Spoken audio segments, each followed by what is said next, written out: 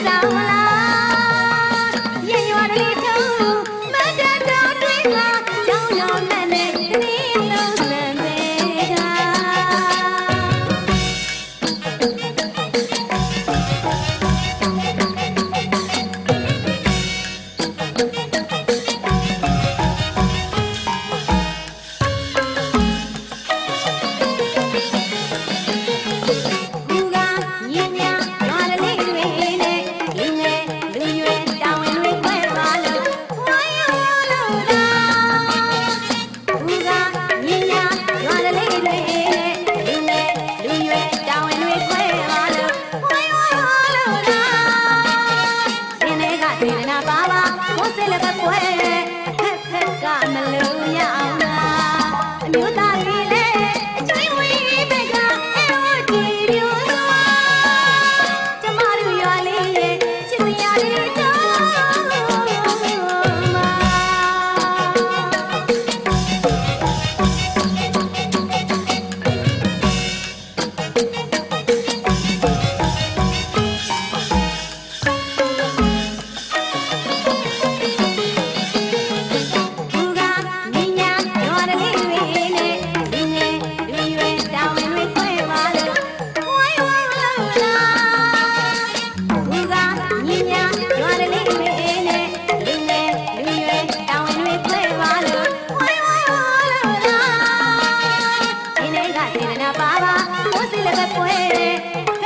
back.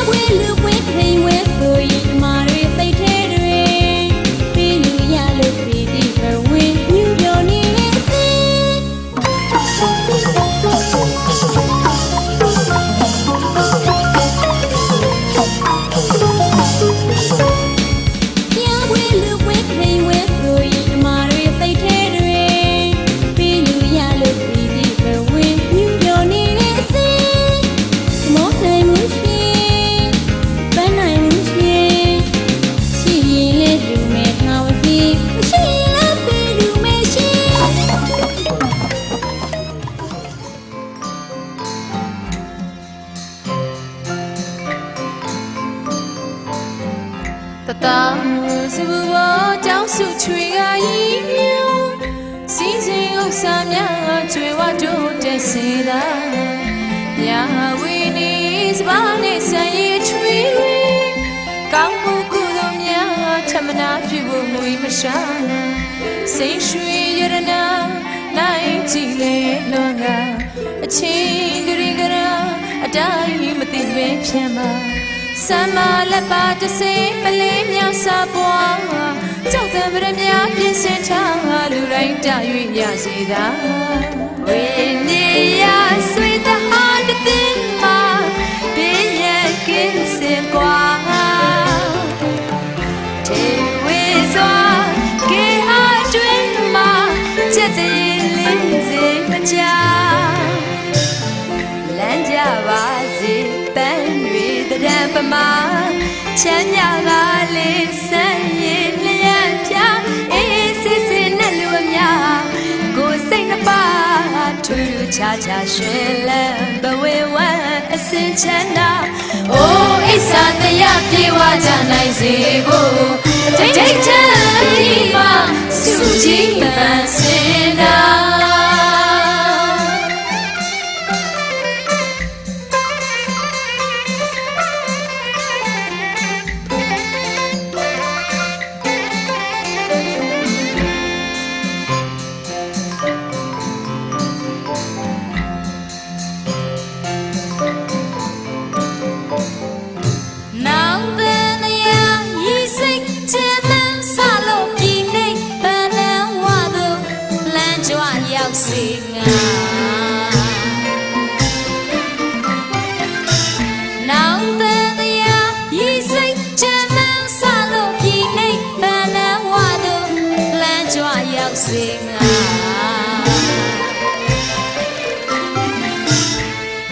ဒီနေ့ဟိုနေ့တောင်မကြကြည်မွေးလို့တဲ့ရွေးဆောင်ကကောင်းငယ်ခရီးပြန်တတ်ဖို့မညီမကင်ဖောင်းကြီးစီလို့သွားလူတိုင်းတာ၍ရစေသာ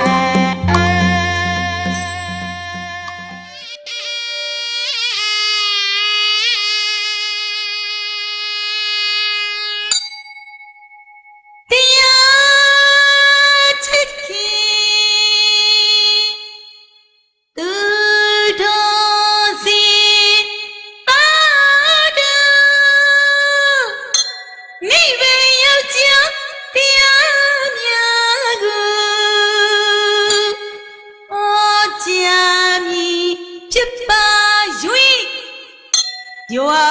တွေကဖယားတကားဖယားအမ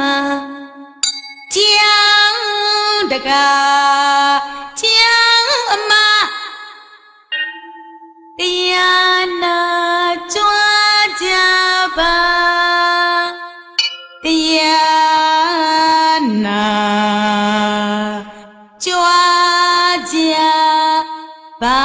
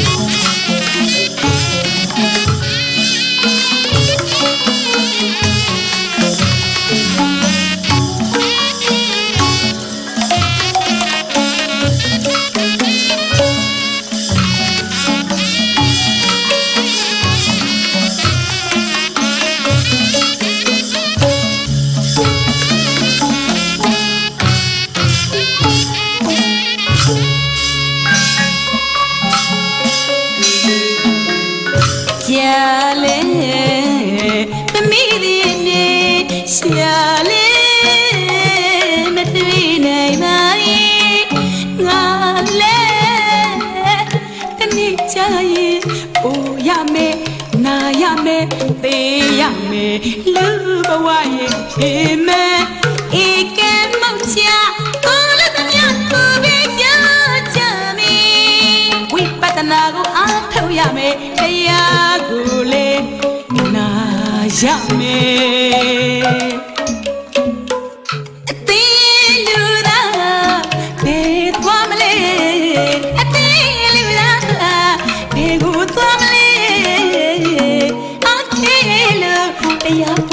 Chua ba ông quê lu daga lu ma lu ye ông tia la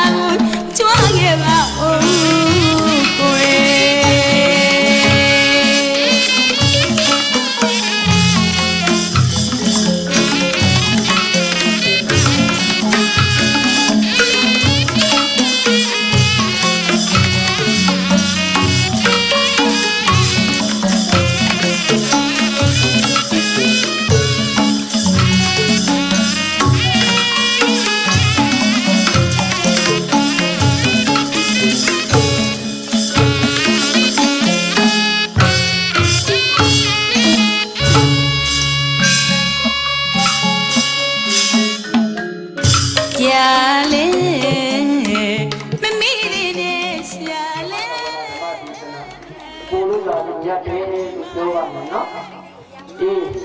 လူပြန်တော့လေခုနကပြောတယ်လူလာရောက်အောင်နေတာညားတာထားလို့ရဲရဲရောရောကိုလူရဲ့ပုံမှာတအားသမျှကိုကြက်သားကြပါဘဝမှာတေးချင်းကိစ္စကိုအကျိုးကိုဒါဘေးကိစ္စတွေပြောမှာကျွေးချင်းကိစ္စကကိုဝနော်ဒါလေးကိုနားလည်ပြီးတော့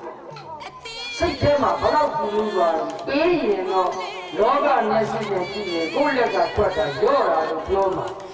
မဆိုင်ရင်တရားကအေးတာကစာကဒါနမင်္ဂလာနော်ယူတာကဘာမှမမင်္ဂလာတာလောကဟုတ်ပါလားအဲ့ဒါလေးကိုပြောပြကြတယ်နားလည်အောင်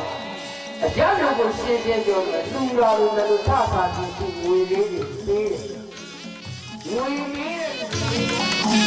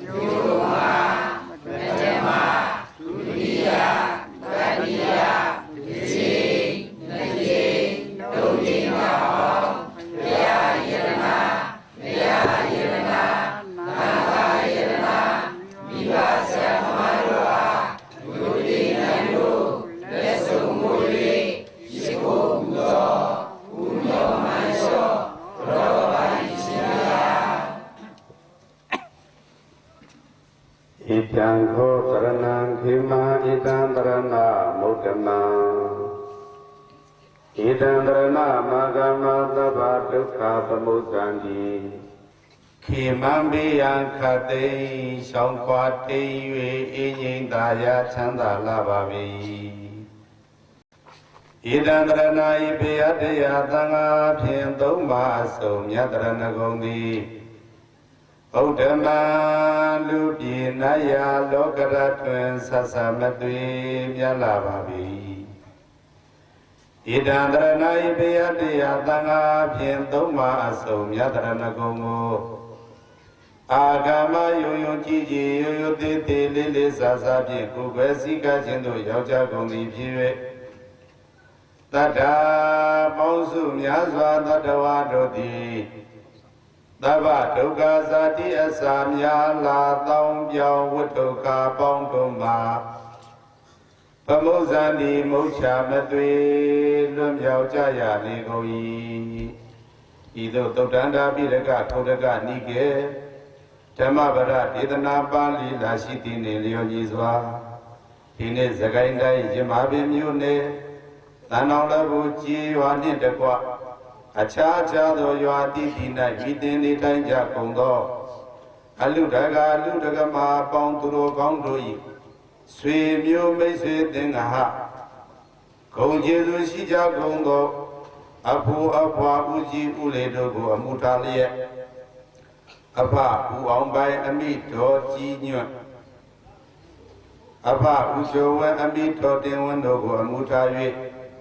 အလုဒကဦးအောင်မြင့်မြတ်အလုဒကဦးအောင်မြတ်ထေအလုဒကမတော်ခင်ချိုးတင်တို့ကမိမိတို့ရဲ့ရင်တိုင်းဖြစ်သောသာယရဏသူယရဏတို့ကိုဘဂဝါဘုရားဘဂဝါ၏သာသနာတော်တွင်သို့ရှစ်ပါးပရိက္ခရာဆုံးလင်းစွာဖြင့်သွတ်သွင်းချင်းမြင်ခြင်းသာသနာ့လုကသာသနာ့ထာယာထာသာသနာပြုကုသိုလ်ကောင်းမှုကြီးကိုပြုလုပ်ကြရမယ်အဟံဗန္တိ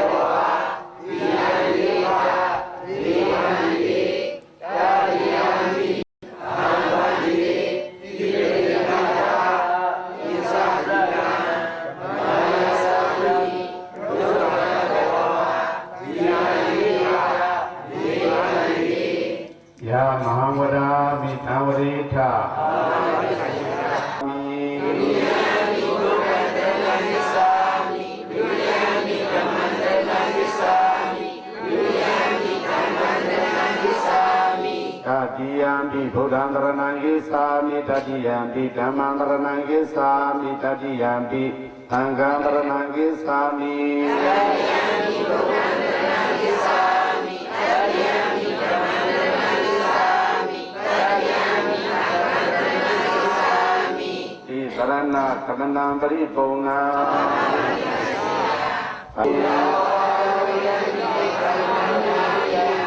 သုရာမေရိယမစ္ဆပမာဒဌာနဝရဏိတိကာရံသမာဓိယာမိသုရာမေရိယမစ္ဆပမာဒဌာနဝရဏိတိကာရံသမာဓိယာမိဣဒံမေပုံညာအာတဝတ္ထယဝဟံဟောတုအာရောနှလုံးပြောကြောင်းဥဒရောကောင်းပေါင်းတို့ဣမိရာဒုက္ခဒိုင်ကိနာလူနာနိဗ္ဗာန်သုံးသန်းသောချမ်းသာကိုပြင်းခြင်းငါစွာနိုင်သောဒီသရဏေနာဘုရားတိဟုသောကုဝေယတရားတိဟုသောကုဝေယသံဃာတိဟုသောကုဝေယသရဏဂုံသုံးပါးနှင့်လာသူတကွာဣရာဒုက္ခဒိုင်ကန္တာနိဗ္ဗာန်သုံးသန်းသောချမ်းသာကိုပြင်းခြင်းငါစွာနိုင်သောသင်္သဒီလာ၅ပါးဒီလာကိုကရုံကတဝါယုယကြည်ကြည်ယုတိတိလေးလေးစားစားဖြင့်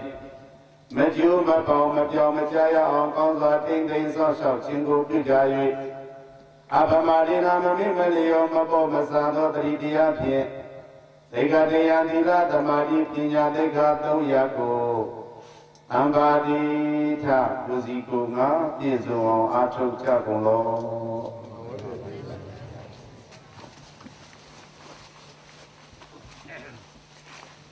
သာပေါင်း သူတော်ကောင်းတို့ကလည်းလိုက်ဆိုပေးပါမေယံပန္တိအန္တာရဝတ္တဒုက္ခတောမောဇနထာယဣမံစီဝရံသံဃတတိမနိဗ္ဗာနတပစ္စယောဟောတုရှင်ဖေယဤတော်တို့သည်အန္တရာဝဆင်းရဲဝတ္တဖအပေါင်းမှလင်းမြန်စွာ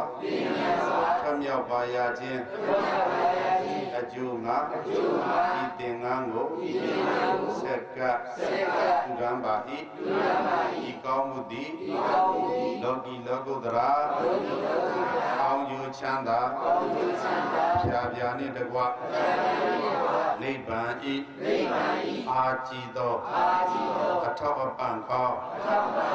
ဖြစ်ပါစေဗျာ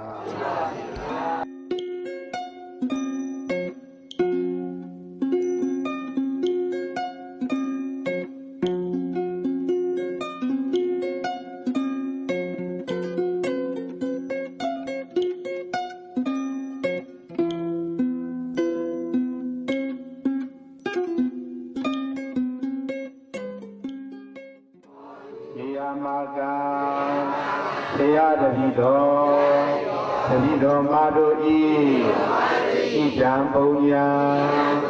ယနေ့ယခုသာသနာတရားသာသနာအမွေကံသာသနာနုက္ခကုသိုလ်ကောင်းမှုကြီးကို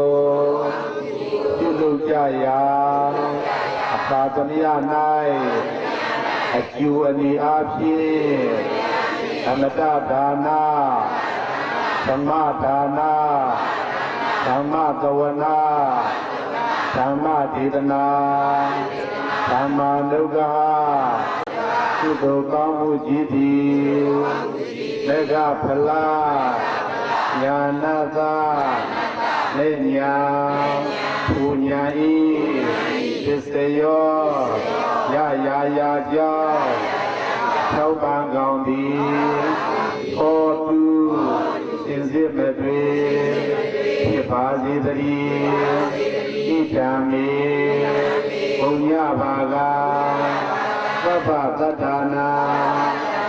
ပါစီမာတတိတော်တို့ဤကုသိုလ်ကောင်းမှုအဖို့ဘာကကိုညော်လေးတောင်းတ၍ဤကြကုန်သောသောင်းနာကျွာသောင်းနာအာကာသဇုဘုံမေဇုယုတ်ကဇုစရှိသောသမ္မာဒီဝနမြတ်နာကောနာပေါင်းတို့အား၎င်းကုသိုလ်ပြုလို့အကျွမ်းတို့တို့နှင့်သတ္တုသံမြဤသူညီမြကုသိုလ်ကောင်းမှု၏အဖို့ဘာက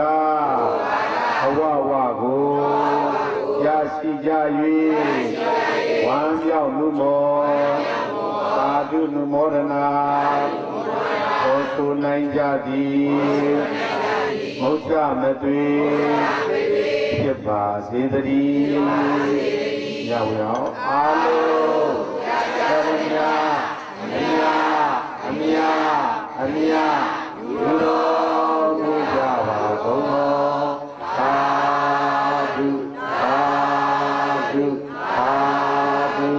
အာလုံးသရဏအမြလူတော်မူကြပါကုန်သောသာဓုသာဓုသာဓုအာလုံးသရဏအမြ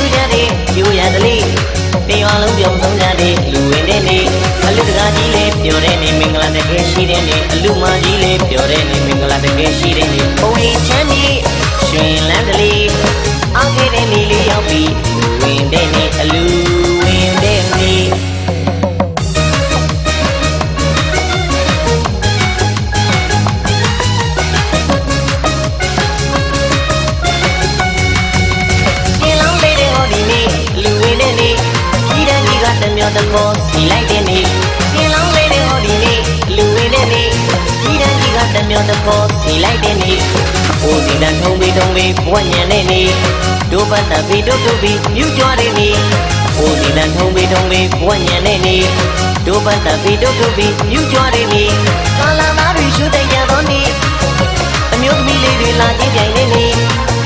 အလူတကားကြီးလေးပြောတဲ့နေမင်္ဂလာတကယ်ရှိတဲ့နေအလူမကြီးလေးပြောတဲ့နေမင်္ဂလာတကယ်ရှိတဲ့နေဘဝချမ်းမြေရွှင်လန်းတလီအားခဲ့တဲ့နေလေးရောက်ပြီးဝင်တဲ့နေအလူဝင်တဲ့နေ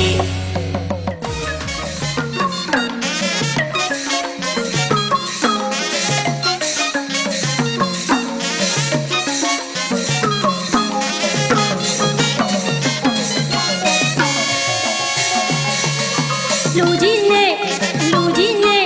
ရှင်လောင်းလဲတဲ့နဲ့ တရားလုံးကလေးပျော်မဆုံးနဲ့အပြာကြီးပျော်တဲ့နေ့ လူကြီးနဲ့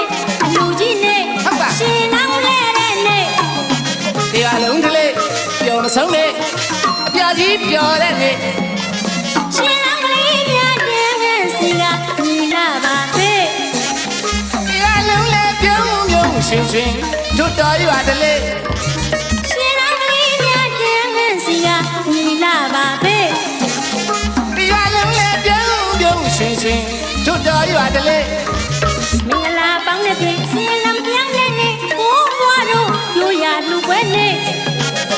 အလူငါချင်းနဲ့အလူမကြီးတို့ပြုံးပျော်မွေးဘာရလို့ကစဆိုင်နဲ့လိုက်ပဲဒီပါပဲ ဒီနေ့ ရှင်လောင်းလဲတဲ့နေ့ ဝါ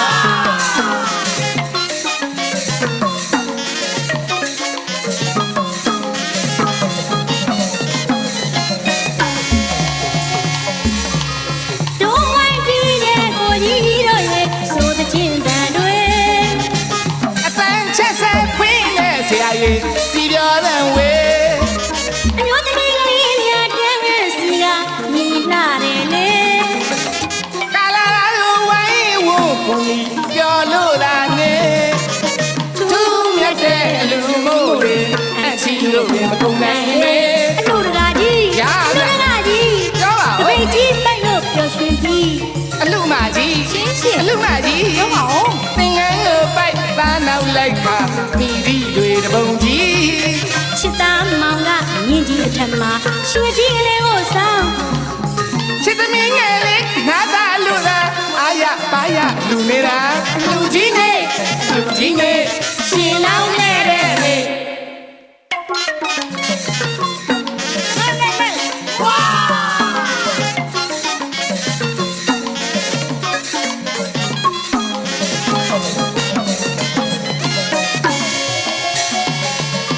လူကြီးနဲ့ရှင်လောင်းလဲတဲ့နေ့ တရားလုံးကလေးပျော်မဆုံးနဲ့ပြာကြီးပျော်တဲ့နေ့ လူကြီးနဲ့ရှင်လောင်း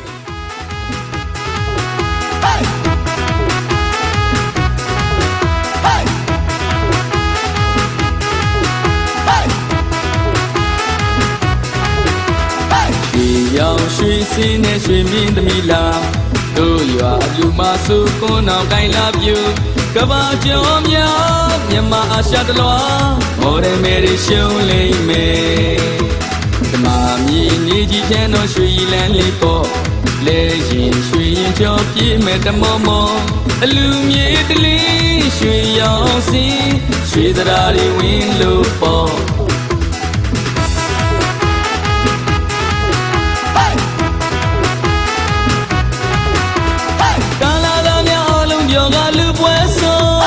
မိန်းကလေးများဟာထီအောင်လေးရတဲ့ချင်းဆုံးအလူတော်လေးကမိုးတော့ညံအောင်ဆိုတီလို့သူကလေးနဲ့ကားလို့နေပြန်ရွှေရိုးမြင်သူများလည်းပြောအလူရှင်ကြီးလည်းပြောရတနာစိတ်လည်းလူတော်ပြိသိပါမီဖြည့်လို့ပြောအလူရှင်ကြီးလည်းပြောမြင်သူများလည်းပြောရတနာစိတ်လည်းမင်္ဂလာပြိသိပါမီဖြည့်လို့ပြော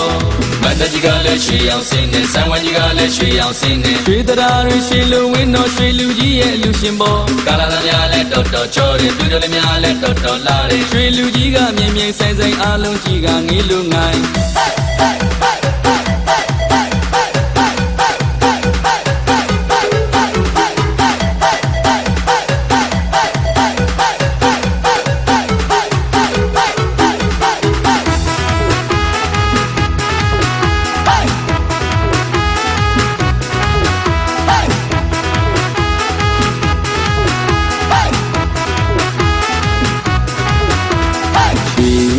ရွှေစင်းနဲ့ရွှေမြင့်သမီးလားတို့ရွာအလူမဆုကွန်းအောင်ကိုင်လာပြူကဘာကျော်များမြန်မာအာရှတလွားမော်ဒယ်မယ်ရီရှုံးလိမ့်မယ်ဓမ္မမြင်နေကြည့်ချမ်းတော့ရွှေလန်းလေးပေါ့လဲရင်ရွှေရင်ကျော်ပြည့်မဲ့တမောမောအလူမြေတို့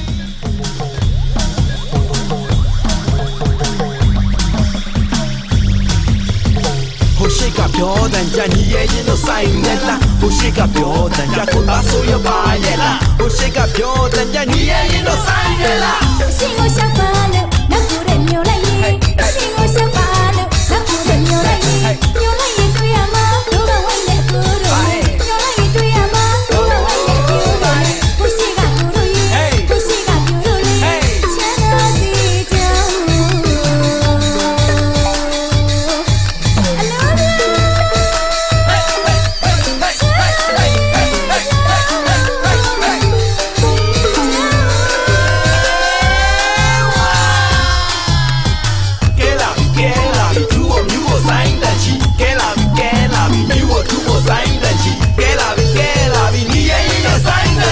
ရွာရှိမှာပုံတလုံးလုံးဝမ်းတဲ့ကြီးကဟိန်းနေလို့ရွာရှိမှာပုံတလုံးလုံးဘုံနောင်ကိုင်းတို့လာဝေလို့ရွာရှိမှာပုံတလုံးလုံးဆွေလဲနဲ့ကြီးလဲလာလို့ရွာရှိမှာပုံတလုံးလုံးဒါရကာတော့ပြုံးပြောလို့လူရှင်တွေအားလုံးပဲဒီပဲစီလို့ကြွားပါဗျို့အိုသူကြီးလက်ဆွမ်းပြတိုင်းညုတ်ပြီးကြော်ရဲဆက်လိုက်တာအိုဝတ်တော်ကြီးလက်ပြီးဆုံးတော့ပိုက်တဲ့စားပြီးကျွေးပါတော့လားဘေးမြရင်ငတ်တော်မှာမို့ညံတော်ဝင်ပြီးဆွဲလိုက်ပြီးတော့ရှင်ကိုရှောက်ပါလို့နောက်ကိုတဲ့မျိုးလိုက်ရင်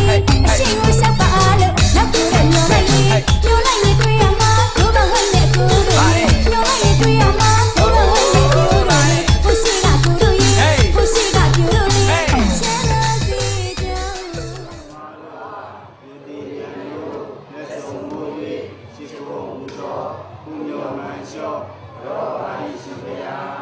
တဲ့ရှိစွာနာမေရံပေးကင်းကြောင်းကောင်းမှုမင်္ဂလာဖြစ်ပါစေခြင်းအကျိုးငါရှိဖို့ဘုတော်ဘုမြောက်မှကျော်ဘုရားတော်ကိစ္စဘာဝကုသိုလ်ကံစေတနာဘုကြောင့်ရဏဂုံသုံးပါးနှင့်သင်္ကန်း၅ပါး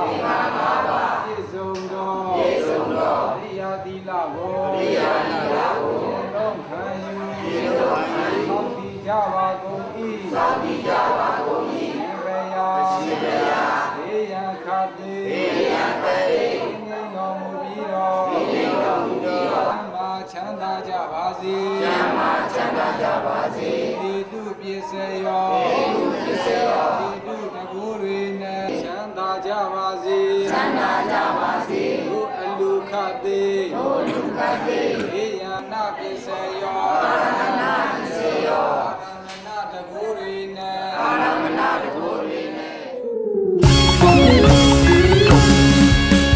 မြန်မာတွေလူပြီးဟေးမြန်မာတွေလူပြီးဟေးတို့မြန်မာတွေလူပြီးဟေးတို့မြန်မာတွေလူပြီးဟေးရိုးရပါသာသာသနာမညှို့ပါကဘာတီမာ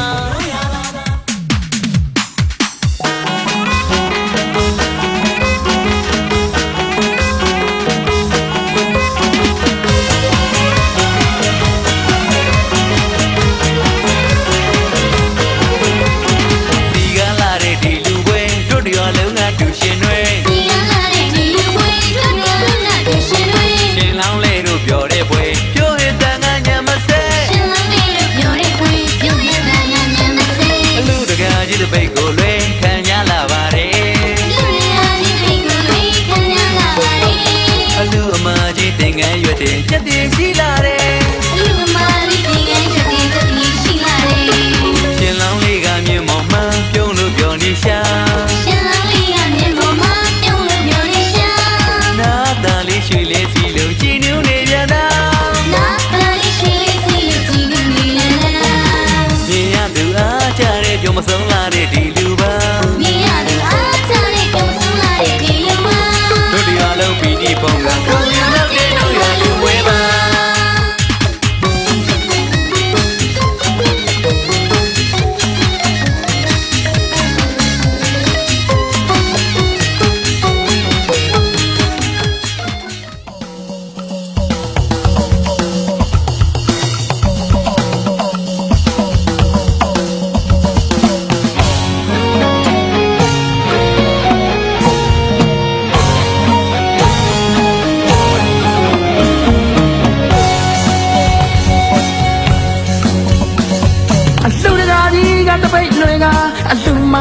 ကပရိခေယသင်ငယ်ရဲ့လူတုံးဝိစာမောင်ရင်လောင်းငါမြေပေါ်မှာဒိုးဘဝငါမြန်ရဗျာဥရွှေယိုးလဲကနေရာကိုနောင်ကိုင်းတို့လာရညာရှင်လောင်းလဲလို့လာပြီခင်ဗျာ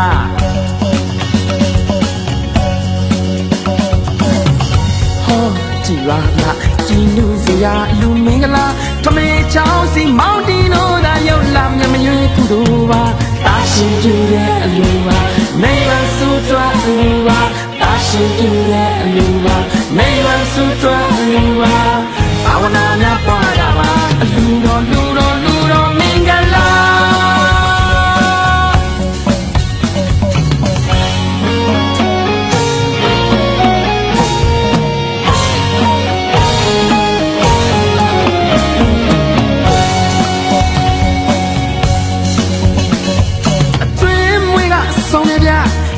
ဆိုင်ငါမိုက်ကြဗျာပိတ်ကြီးနဲ့ပါတဗျာရွာလုံးနဲ့ပြောနေတာတို့ဘဝငါညံ့ရဗျာဥရွှေယုံနဲ့နေတာကိုနောင်ကိုင်းတို့လာတယ်ဗျာလူမျိုးလေးတို့ရှိုးနေတာ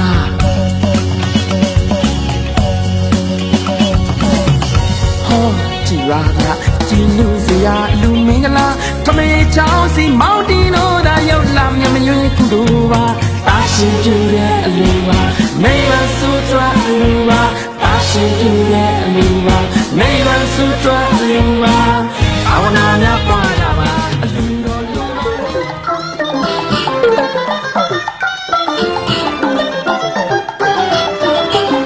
လူတော့ဒီစဲမတီးရနေကင်းလို့လာပြီးတော့မြေမောကမောင်ရှင်လာအင်းကြီးကတကယ်ကောင်းသူအပေါင်းတင်ရောင်းရင်တူကရုတိုင်လို့တော့